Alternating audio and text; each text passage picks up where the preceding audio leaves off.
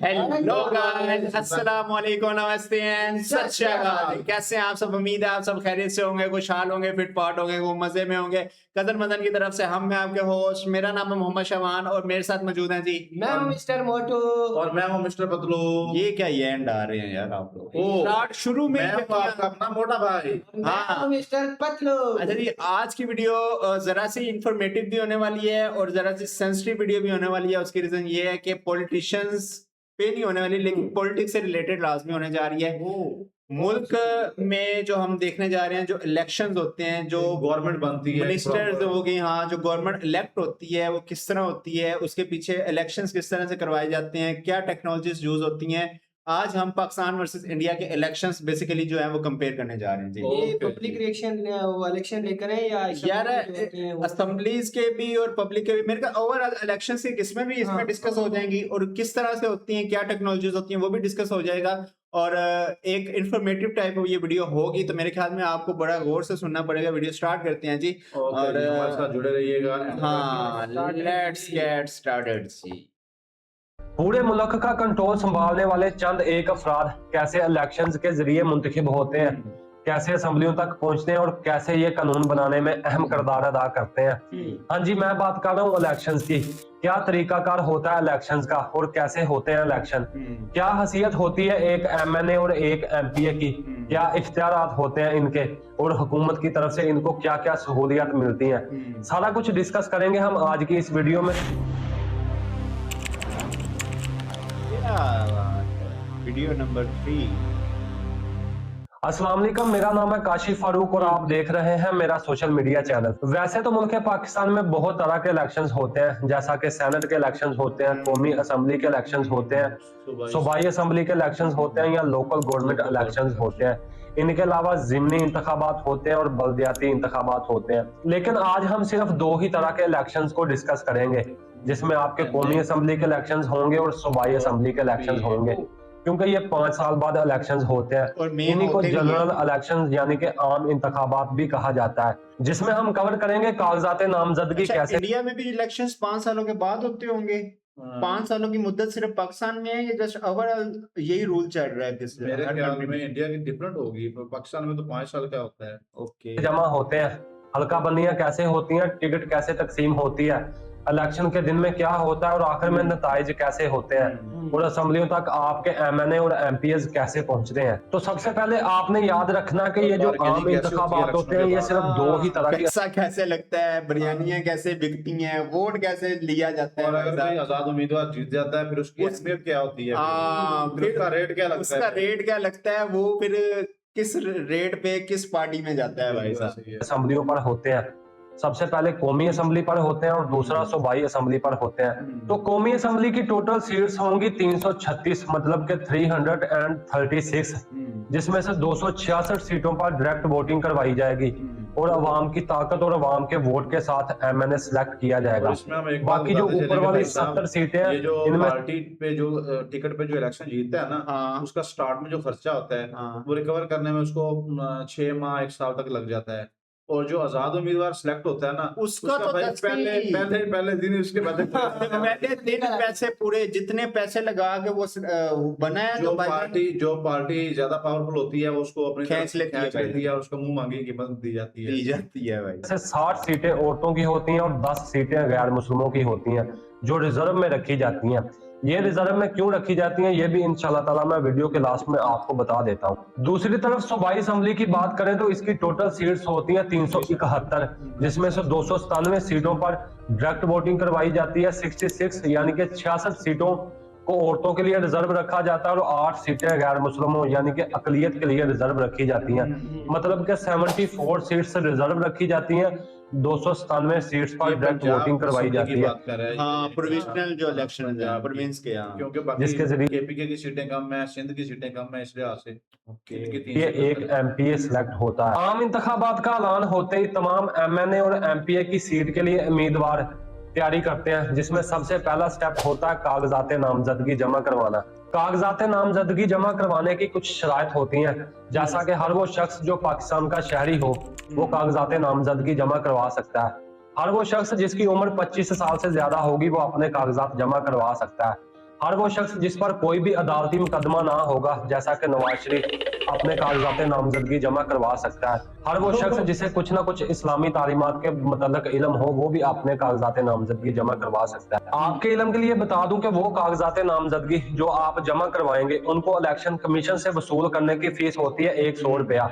अगर आप एक MNA की सीट के लिए कागजात जमा करवाएंगे तो उसकी फीस होगी 30,000 रुपया, यानी कि 30,000 रुपीज। अगर आप सूबाई असम्बली यानी कि MPA की सीट के लिए कागजात जमा करवाएंगे तो उसकी फीस होगी 20,000 रुपया, यानी कि 20,000 रुपीज।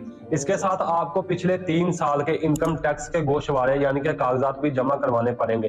तालीम मैटर नहीं करती है, आप पढ़े लिखे हैं या अनपढ़ है, आप इजीली अपने कागजात नामजदगी जमा करवा सकते हैं। कागजात नामजदगी जमा करवाने के बाद दूसरा स्टेप होता है अनपढ़ है हमारे मुल्क में भाई। बिल्कुल ऐसे ही है। हल्का बंदी करना, मतलब कि आपके इलाके पैसा को लगा आबादी के के लिहाज भाई। से हमारे एक होते थे वजीर आला बलूचिस्तान असलम रहसानी साहब, हाँ वो कहते थे डिग्री डिग्री होता है, असल हो या नकल। हाँ, उस ये बात उस वक्त ला था कि जो है ना पढ़ा लिखा बंदा ही इलेक्शन लड़ सकता था। हाँ। तो उन्होंने डिग्री जाली निकलाई थी, तो उस पर बहस हुई, उन्होंने कहा डिग्री डिग्री होता है, असल हो या नकल। तकसीम करना है, ये देखना कि एक MNA और एक MPA के अंडर कितने लोगों को रखना है।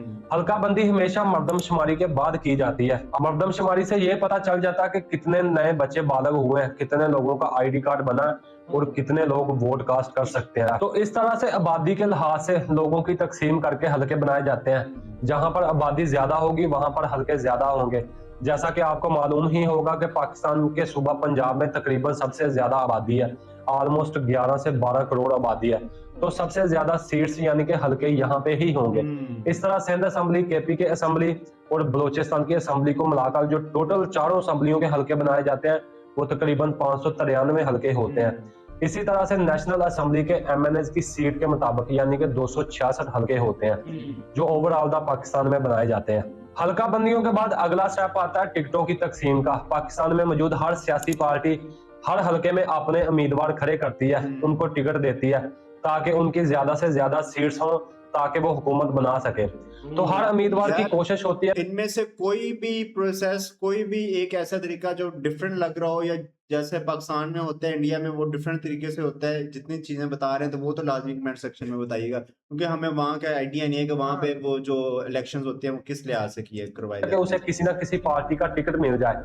टिकट मिलने का सबसे बड़ा फायदा ये भी होता है कि आप किसी एक सियासी पार्टी के साथ जुड़ जाते हो और आपको एक जाना माना सा इंतखाबी निशान भी मिल जाता है। इसलिए हर उम्मीदवार की कोशिश होती है कि टिकट मुझे मिले, इसलिए वो सिफारिश करवाना शुरू कर देते हैं, पैसे लगाना शुरू कर देते हैं, जलसे करवाना शुरू कर देते हैं, जलसों में लोगों को पैसे देकर बुलाना शुरू कर देते हैं ताकि पार्टी का चेयरमैन आकर देखे तो उसे ये लगे कि इसके साथ काफी आवाम है, काफी लोग हैं और टिकट मुझे मिल जाए। लेकिन उम्मीदवार जितने भी हों, टिकट तो सिर्फ एक को ही मिलेगा। अगर एक पार्टी के 5 उम्मीदवार उस टिकट के लिए स्टैंड करते हैं तो पार्टी सिर्फ एक MNA और 1-2 MPA को ही टिकट दे सकती है।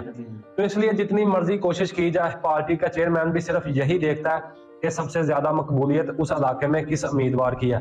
आमतौर पर टिकट उसे ही दिया जाता है। अगर आप फर्ज करेंगे किसी हलके में एक पार्टी के 5 उम्मीदवार हैं तो जाहिर बात है टिकट तो किसी एक को ही मिलेगा। तो बाकी उम्मीदवार या तो आजाद खड़े हो जाते हैं या जिसको टिकट मिलता है उसकी हिमायत का ऐलान कर देते हैं या फिर अपनी पार्टी ही तब्दील कर लेते हैं। तो चलो जी, यहाँ तो हो गया मोटा मोटा करने के वादे किए, दूध चाय। ये जो इलेक्शन की तैयारी के सिलसिले में बिरयानी चलती है, जिसका हम ये वो बिरयानी है, ये वाली बिरयानी, ये प्लेटों में चली ऐसी जाती है। चीजों का लालच देकर बुलाया जाता है। बहुत सारे सोलंग लगवाने के वादे किए जाते हैं, सड़कें बनाने के वादे किए जाते हैं। ये तो आप फैक्ट्स में बात कर रहे हैं भाई कि इलेक्शन से पहले वाकई पॉलिटिशियंस जो हैं वो 5 साल में एक दफा आपके पास आएंगे। भाई इलेक्शन से 6 माह पहले उन्होंने कोई जो है ना वो फौतगी नहीं छोड़नी, कोई शादी नहीं, कोई चीज नहीं, हर जगह पे जाएंगे, अगर आपकी तबीयत खराब है तो वो इजाजत के लिए भी आएंगे, हर लिहाज से ऐसे ही है। अगर आपको छींक भी आएगी तब भी आएंगे, ऐसे और ही जैसे ही इलेक्शन जीत जाएंगे आपका सब कुछ भी लुट जाए, मर जाए,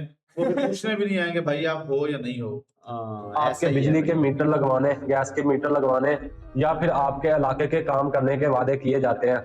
आपके बच्चों को नौकरी लगवाने के वादे किए जाते हैं। बहुत सारी वीडियोस बनाई जाती हैं।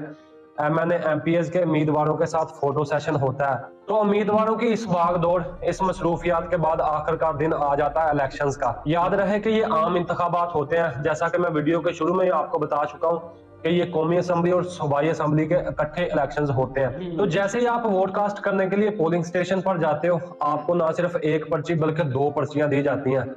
वो 2 पर्चियां होती हैं, एक एमएनए की सीट के लिए खड़े उम्मीदवार के लिए और दूसरा एमपीए की सीट के लिए खड़े उम्मीदवार के लिए। आप 2 वोट कास्ट करते हो, मतलब कि 2 जगहों पर आप मोहर लगाते हो। वो चाहे आप किसी भी पार्टी के उम्मीदवारों के लिए लगा सकते हो, ये आपके ज़मीर की बात होती है। आप जिसको चाहो अपना वोट कास्ट कर सकते हो, आपको कोई भी देखने वाला नहीं। लेकिन कहते हैं ये बड़ा सोच समझ के ये करना चाहिए, इस चीज का पूछताछ हाँ होगी बिल्कुल, भाई, ऐसे पूछा बिरयानी के जाएगा प्लेट भाई। पे नहीं बिकना चाहिए। हाँ, सोच समझ के बिको भाई, बिकना भी है तो। नहीं होता है और ना ही ये यार कोई कोरमे के बिरयानी के साथ कोई लेग पीस की ऑफर करवा दे तो उसकी तरफ हो जाना चाहिए ना। नहीं भाई, ऐसा नहीं उसके है। साथ अगर कोई कोक की ऑफर करवा दे तो फिर तीसरी तरफ हो जाए। ये अगर तो उसके फिर- साथ कोई मंदी प्रॉपर ये तो फिर वो जमीर बेचने वाली बात होगी ना हाँ, तो यार। पाकिस्तान में क्या चल रहा है पहले? बिरयानी इंफॉर्मेशन लीक की जाती है। जैसे ही वोटिंग का टाइम खत्म होता है, जिस जगह पर आपका पोलिंग स्टेशन होता है, चाहे वो किसी स्कूल में हो या कॉलेज में हो, उस कॉलेज के Mostly मेन हमारे स्कूल्स में पॉलिटिशियन वो स्कूल में होते ही होते हैं। हैं। स्कूल में ही होते हैं। क्या क्या कहते हैं उन जगह को जहाँ पे वो हल्का बना होता है? पोलिंग स्टेशन कहते हैं उनको। पोलिंग स्टेशन, हाँ, स्कूल्स में होते हैं और गवर्नमेंट स्कूल्स में होते हैं। गेट को ताला लगा दिया जाता है, बंद कर दिया जाता है। उसके बाद एक कमरे में जाकर सारे वोटों की गिनती की जाती है। यहाँ पे होता है असल घपला। हाँ ये बिल्कुल। ये है असल घपले की गेम चेंजिंग पॉइंट। वो जो होता है ना कि 300-400 सा अगर डिफरेंस पड़ रहा है तो वो पूरे कर दो भाई साहब। भाई पूरे इस तरह किए जाते हैं कि जो उनकी दूसरी पार्टी का बैठा होता है ना प्रेसिडेंट हाँ। ऑफिसर, हाँ। उनको भाई ऑफर करवाते हैं, यार उन्होंने तुम्हें क्या देना रुपया, 10 लाख हमसे लेना, उनके जो 4-5 वोट है उस पर डबल मोहर लगा दो। तो वो है ना यार, भाई, ये तो एक एक स्टैंप लगी है ना, हाँ। उसके ऊपर अगर दूसरी स्टैंप उसी पेपर के ऊपर, बेल्ट के ऊपर दूसरी स्टैंप लगेगी तो हाँ। आपका वोट रिजेक्ट हो जाएगा। फिर वो उसको चेंज तो कर नहीं सकते। वो क्या करते हैं कि स्टैंप उठा के वो उस हाँ, वाली ऐसे वो करते हैं। दूसरे पे डबल कर देते हैं, फिर उसका वोट जाया हो जाता है दूसरी पार्टी का। अच्छा, उम्मीदवारों जिस जिस पार्टी के मर्जी हो के वोटों को अलग अलग करके रखा जाता है और उनकी अलग अलग से गिनती की जाती है। तो सबसे ज्यादा वोट लेने वाले, यानी कि पहले नंबर और दूसरे नंबर, तीसरे नंबर पर आने वाले उम्मीदवार, चाहे वो जिस पार्टी के मर्जी हो, का नाम आपका मुतलका पोलिंग स्टेशन का प्रिजाइडिंग अफसर जो होता है वो बाहर आकर आपको बता देता है कि फलां पार्टी के उम्मीदवार ने सबसे ज्यादा वोट लिए हैं, उससे कम फलां पार्टी के उम्मीदवार ने वोट लिए हैं और उससे कम फलां पार्टी के अच्छा, मोटा मोटा यही हिसाब होता है पाकिस्तान में कि जब वो इस तरह रात टाइम वो जो हल्के बंदी से वो सारी चीजें काउंट कर लेते हैं, वोटिंग 5 से वगैरह 6 काउंट बजे तक का टाइम होता है वोटिंग का, उसके बाद जो है 7-8 बजे तक रिजल्ट्स आना शुरू हो जाते हैं सात- और पता चल जाता है कि अपने जहाँ हमारे पे वोट ज्यादा पड़े, मतलब के पोलिंग स्टेशन ज्यादा हो, वोटिंग ज्यादा हो, जहाँ पे कह लेंगे 3-3 लाख 3.5 लाख वोट पड़ा हो, वहां पे फिर वो ताई जो है 11-12 भी बज जाते हैं, बाज़ तो सुबह भी हो जाती है। सुबह भी हो जाती है और बाज़ बात ऐसे भी होता है कि एक कैंडिडेट जो रात को जीत रहा होता है, हाँ। जैसे ही सुबह उठता है वो हारा हुआ होता है। ऐसे हाँ, रात ऐसे करता है। 100% भाई उसकी आवाम ने उसको 100% भरोसा कि आप जीते में हैं। हम लोग हमारी पार्टी विन की भी है भाईजान, हमें वोटिंग डिसाइड टेंशन कर रही लेने की होती है जरूरत नहीं है भाई, भाई। वोटिंग डिसाइड कर रही होती है कि भाई ये बंदा जीत गया है। हाँ, लेकिन वो जैसे आपको बताया ना, वो बीच वाला रास्ता निकल आता है और फिर वो बंदा हार जाता है।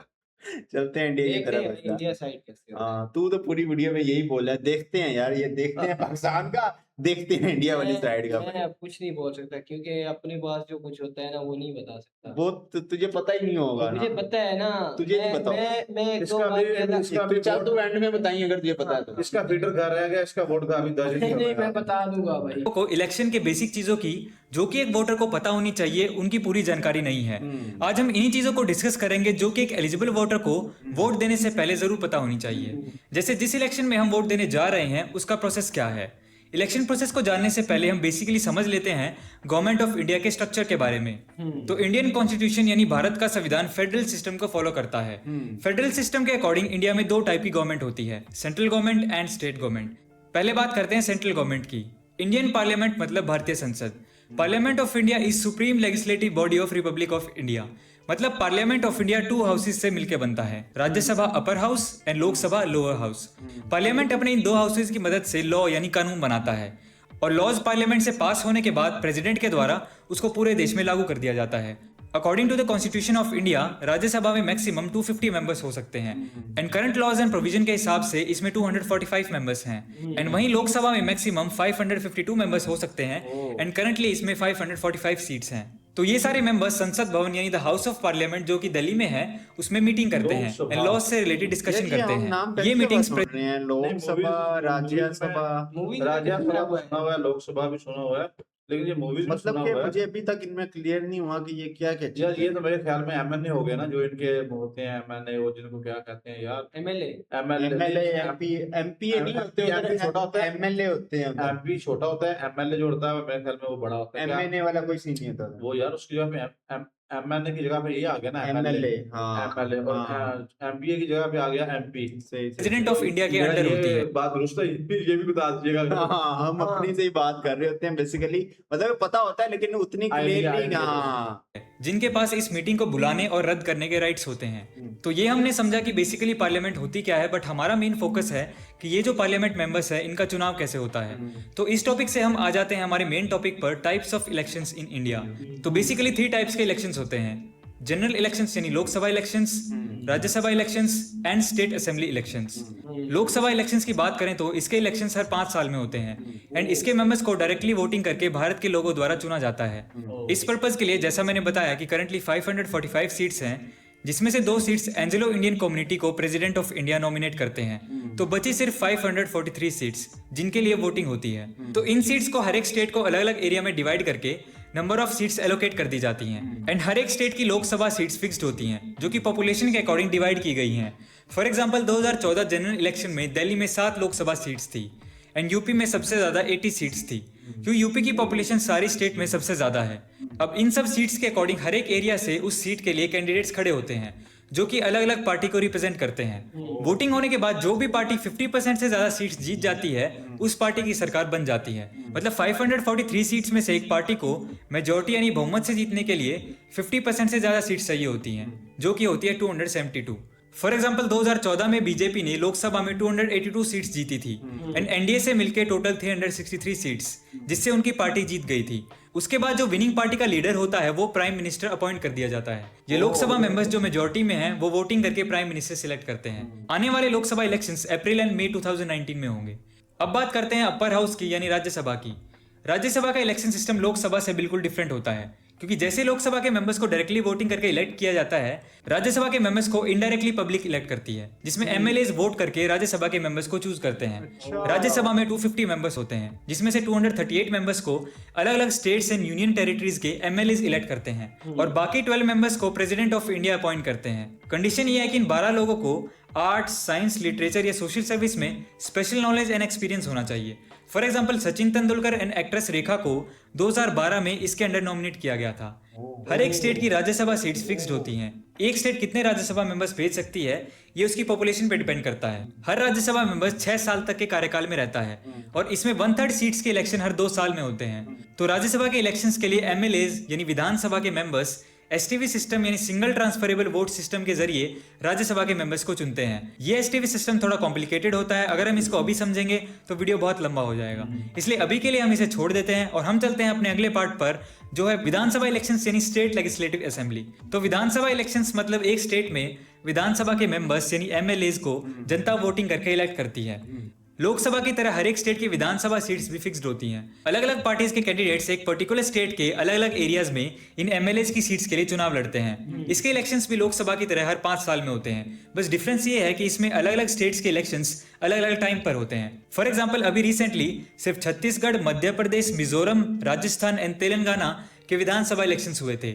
ऐसे ही अलग अलग टाइम पर हर एक स्टेट के 5 साल के टाइम पीरियड के अंदर विधानसभा इलेक्शंस होते रहते हैं। तो सिंपली इलेक्शन के बाद जो भी पार्टी 50% से ज्यादा सीट जीत जाती है उनकी पार्टी मेजोरिटी यानी बहुमत से जीत जाती है और उस स्टेट में उनकी सरकार बन जाती है और मेजोरिटी में इलेक्टेड एमएलएज अपने लीडर को as a chief minister of the state choose करते हैं। यहाँ पे एक क्वेश्चन है कि अगर कोई भी पार्टी 50% से ज्यादा वोट नहीं जीते तो क्या होगा। इसका एक एग्जाम्पल है 2013 में दिल्ली के विधानसभा इलेक्शंस, जिसमें टोटल 70 सीट्स हैं, जिसमें इलेक्शन के बाद बड़ी पार्टीज ने, बीजेपी ने 31 सीट्स जीती थी, आम आदमी पार्टी ने 28 एंड कांग्रेस ने 8 सीट्स। पर जैसा यहाँ पे मेजोरिटी से जीतने के लिए 36 सीट्स चाहिए, तो इस वजह से बीजेपी बहुमत से सरकार नहीं बना पाई। तो यहाँ पे क्या होता है, पहली प्रेफरेंस अब वो दूसरों से यानी कि मेंबर्स खींचेंगे, तो इसी तरह होगा। भाई बनी ही नहीं है ना, फिर उन्होंने मेरा ख्याल वो 28 और 8 वाले मिलकर उन्होंने हुकूमत बना दी। हाँ, वो दोनों अगर इकट्ठी होती हैं तो 36 उनके नंबर हाँ। पर। यार ये बड़ा सीन होता है ना यार, ये सीन नहीं होना चाहिए। होती है कि जिस पार्टी के पास सबसे ज्यादा भाई, सीट्स हैं आप, वो किसी दूसरी पार्टी के अगर आप साथ ऐसा नहीं चाहते तो आपको एमएनए का इलेक्शन लड़ना पड़ेगा, जीतना पड़ेगा, कौमी असेंबली में जाना पड़ेगा, वहां पे ये बिल पेश करना पड़ेगा, फिर हाँ वो ऐसे ही बात- होता है सर। जैसे आप बैठे बैठे कह रहे हैं ऐसे मुमकिन नहीं है।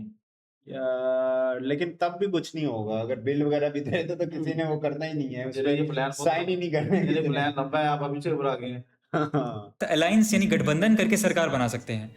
बीजेपी को फर्स्ट प्रेफरेंस दी गई थी पर वो किसी के साथ गठबंधन नहीं कर पाए। फिर आम आदमी पार्टी को सेकंड प्रेफरेंस मिली तो उन्होंने कांग्रेस के साथ अलायंस करके अपनी सरकार बना ली। तो अगर ऐसी सिचुएशन हो कि 50% से ज्यादा कोई पार्टी सीट्स ना जीते तो वो दूसरी पार्टी के साथ गठबंधन करके भी सरकार बना सकती है, जिसमें टर्म्स एंड कंडीशन यानी डिफाइन कि हो जाती दिल्ली है। में जो अब सरकार है वो आम आदमी आम पार्टी आदमी की है, पार्टी की है, बिल्कुल, आम आदमी बेसिकली जो अभी चल रही है। तो अब आते हैं इस बात पर कि वोट आप किसको ये भी दें। तो देख लो ना, अपनी कैसे अपनी वो पीपल पार्टी और नून लीग की मिक्स है ना।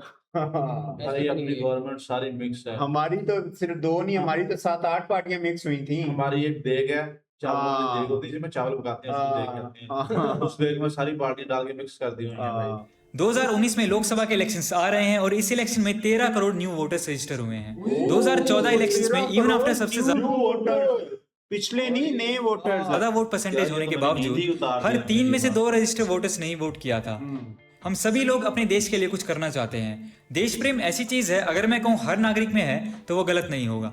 तो एज अ जिम्मेदार नागरिक it's not only our right, it's our duty to vote, because हमारे वोट से ही हमारे देश के कोने कोने से अच्छे लोग चुन चुन के आएंगे और अच्छी सरकार बनाएंगे। अब एक बहुत बड़ा क्वेश्चन हमारे माइंड में हमेशा उठता है कि किसे वोट दें, किस बेसिस पे वोट दें। इसका बहुत ही सिंपल सा जवाब है, जैसे हम इसका कोई जवाब नहीं है। इसका ये चीज आ गई है ना कि किस बेस पे दें, किस चीज के दें, इसका दारू तो की हाल बोतल तक पे दें, दारू की बोतल पे दें, बिरयानी की प्लेट पे दें। उनके पास तो वाकई हाँ, उनके पास तो डिफरेंट है ना, उनके क्या? पास तो मशीन वाला सिस्टम। उनके पास तो अब आ भी इलेक्ट्रॉनिक मशीन से वोट एक बार दे सकते हो, वो चेंज भी नहीं हो सकता ना।